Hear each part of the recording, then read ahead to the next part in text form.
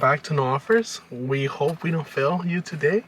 We're going to be reacting to one McDonald's horror story. Oh, and it's animated. Yes. So I'm really excited. It's going to be scary, guys. Let's hope. See. Let's hope. McDonald's scam? His fingers were fat and greasy with the oils of the fries he was eating.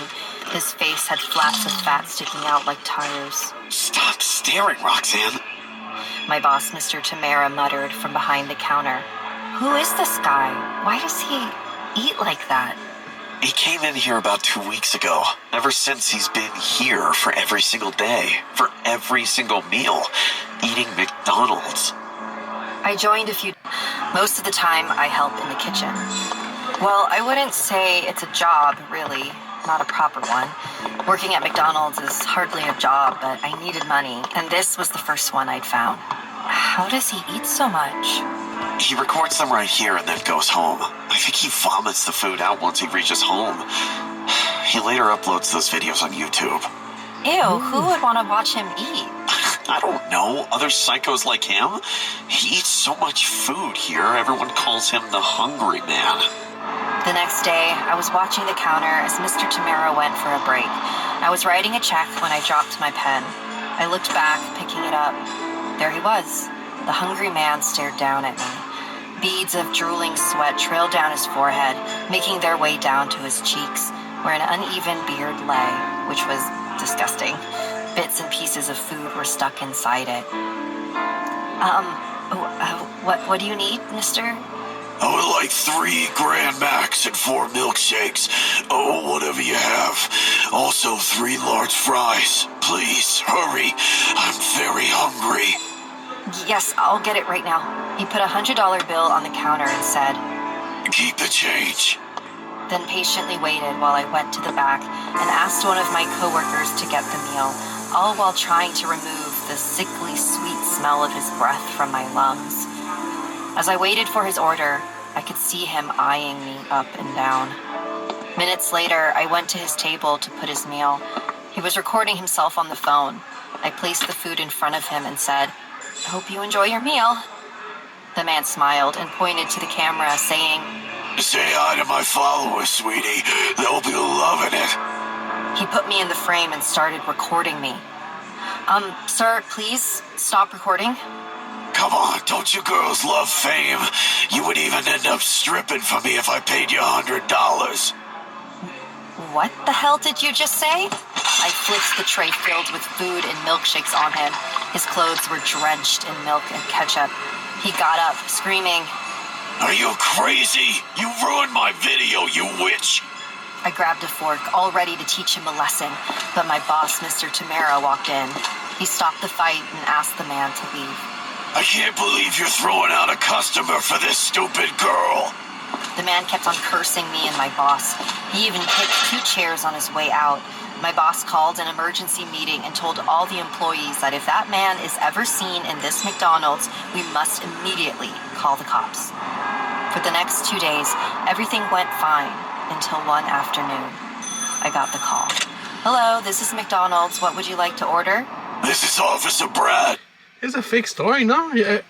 You can actually call McDonald's. To order? No. You could have called McDonald's though. You could? Yeah. And to say what? Either we missed something in their food or... McDonald's? Yes, but like I said, not to order. We don't do that. More to like either like if, let's say there's an Uber order and we missed something in their bag. Or to complain, pretty much. And that's it, because it's not like you guys could do anything about it. Yeah. Yeah. Well, so why is there even a phone? Like sometimes they'll be like, okay, you could come by. If you could come by, and we'll either like give you a refund or they'll exchange the food, you know. But that's about it, to be honest. I would not want to go back though. I know, that's the thing. Yeah.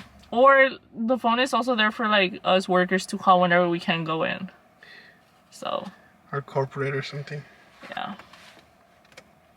Give the phone to your boss now. What? Don't waste my time, ma'am. I rushed back to the kitchen where Mr. Tamara was talking to a chef. Sir, there's a call for you. It's some police officer. Mr. Tamara attended the phone call. Mr. Tamara, are you the owner of the place? Yeah, officer. Has anything bad happened? We found circumstantial evidence against your employee, Roxanne.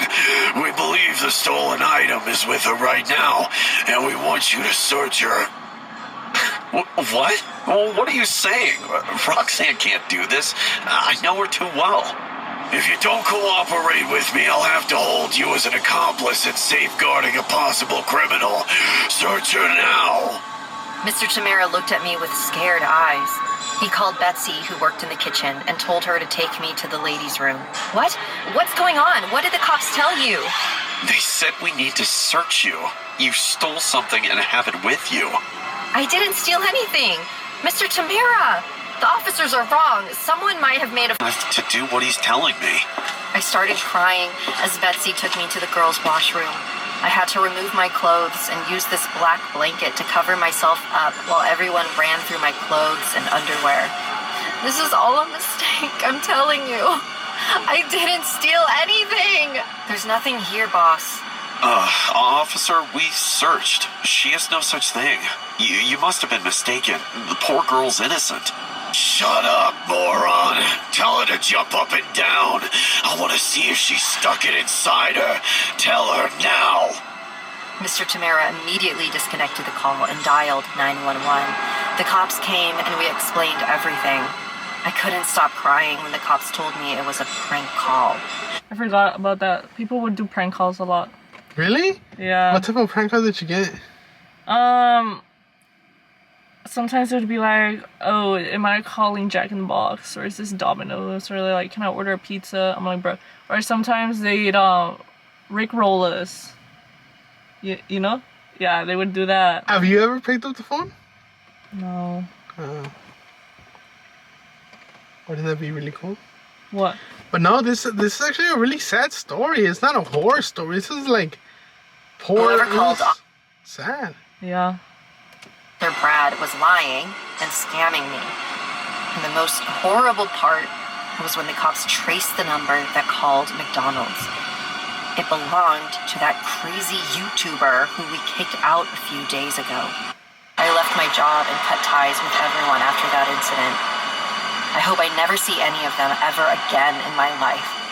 And to that fraud, lying, scammer, psycho, I hope you burn in hell.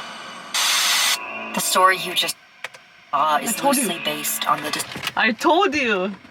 Off camera, before there were some technical issues, I told him that this sounds like a story I've heard before that happened in real life.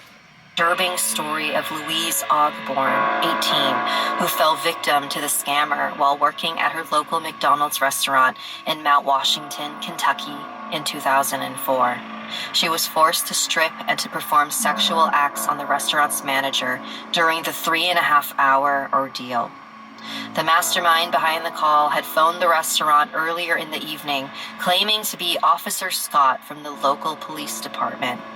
Dad of 5, David Stewart, was accused of orchestrating the bizarre and elaborate hoax. He was arrested. In October 2006, a jury found him not guilty due to lack of evidence. Not guilty? No. It's actually kind of scary, guys. But not in the horror, paranormal type of scary. But still pretty scary, if you ask me. Alright, guys, I guess this one was the scariest one we watched. Yeah, out of the others. But yeah, guys, next time let's do paranormal stuff. Okay. Paranormal stuff in the night will definitely kind of scare me. But this has been it. Don't forget to like, comment, subscribe, share with all your friends. Yes. And, oh my god, what are you guys doing for Halloween? Are you guys gonna go party, trick-or-treating? What are you guys doing? Let us know in the comments down below. Especially with that new J.O.P. Marshmallow song. Yeah. True. Alright, guys, have a good one.